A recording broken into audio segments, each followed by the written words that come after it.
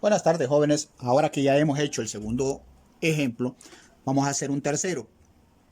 El tercer ejemplo de gráfica de función valor absoluto es f de x igual a valor absoluto de 2 menos x.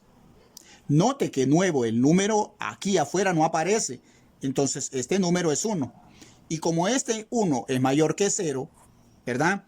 Entonces la función abre hacia arriba. Abre hacia arriba, ¿verdad?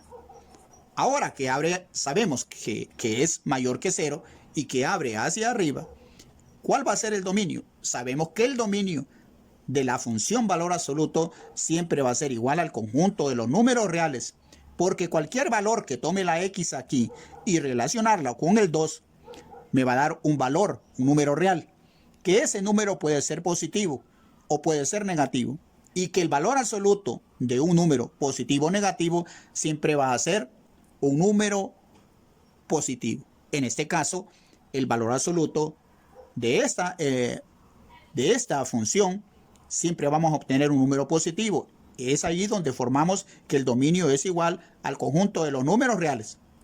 El eje de simetría. Dirán usted, profesor, ¿cómo lo encontramos? Bueno, lo encontramos del argumento, igualando siempre a 0 el argumento.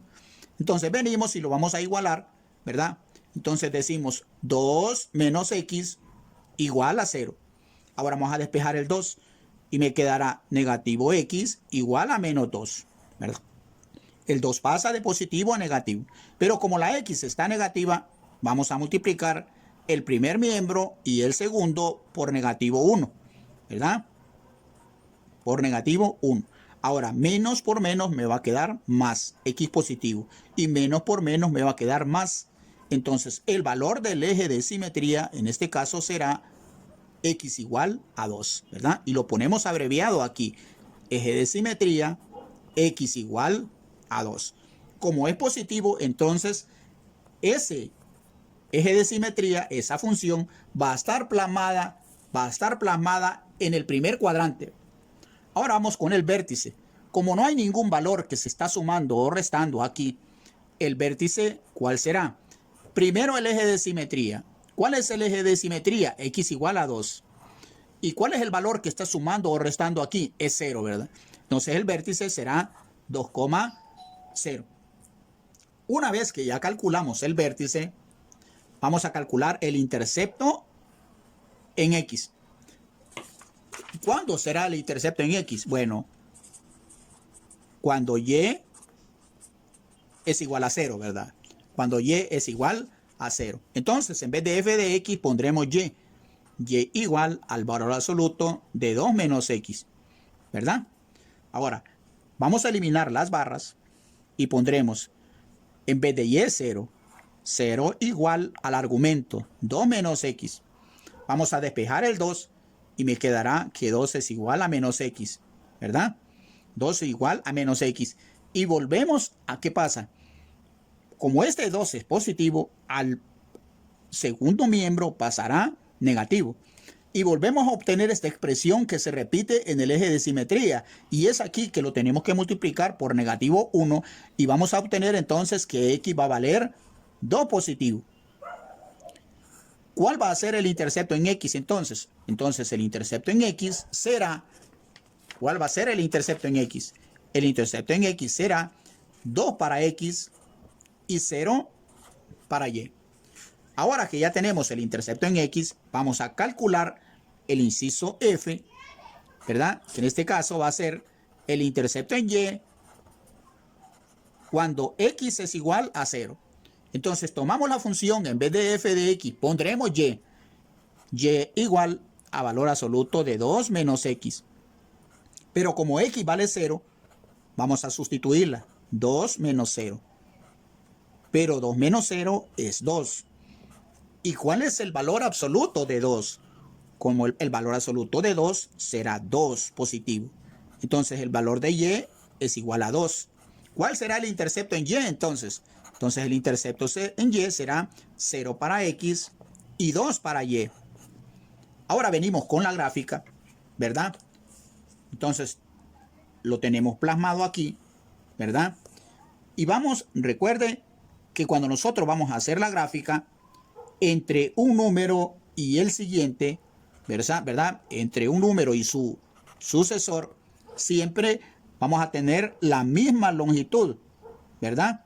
Entonces, recuerde que aquí tenemos el 0, aquí tenemos el 1.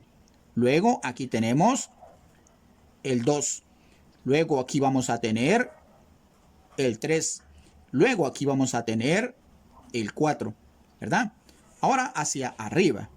Recuerde que hacia arriba son valores positivos para Y. El 1, el 2, la misma distancia, ¿verdad? De 2 a 3, la misma distancia. De 3 a 4, la misma distancia. De 4 a 5, la misma distancia. Y de 5 a 6, la misma distancia.